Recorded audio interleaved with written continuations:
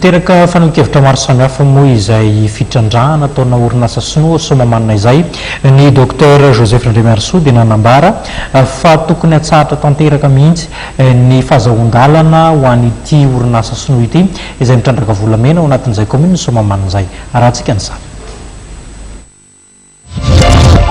Mankasitraka ny fanapakevitra ny gouvernemanta ny ampiantony fitrandrahana volamena tanterahan'ny sinoa Jioxing Minsar ao Somamanina ministra ny tontolo iainana teo aloha Dr Joseph Ndremiarsoa nosoritany fa taratry ny tsy fisian'ny lalàna mazava amin'ny fitrandrahana ny raharaha Somamanina.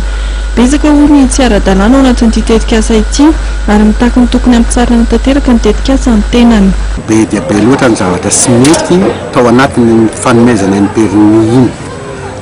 Hita fa azo kianina ny resaka permis environnemental tsy mazava loatra.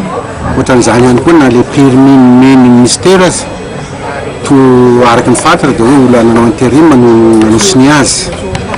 Indrindra koa ny tena antony hoe tokony ampiatoana azy dia ny code minier izay ty fanjakana ity mitondra azy mbola tsy vita fa ny volana oktobra any mbola ampidirana Assemblée nationale. Zay antony be dia be tsy mazava zay zany very koa tena fanapakevitra hendry ny nampiatoana an'io fa tokony tohizany hoe azana tanteraka aloha miandry ny code minier vaovao vao manome permis d'exploitation minière asika. Nanakihana ihany koa ny fanambarany gouvernemanta ny fidirana sy fanararaotana ataon'ny mpanao politika avy amin'ny mpanohitra ao anatin'ny raharaha Somamanina ny tenany. Nosoritany fa tafiditra ao anatin'ny politika ny harena kibon-tany io raharaha io rary io izy raha miditra tsehatra ny mpanao politika.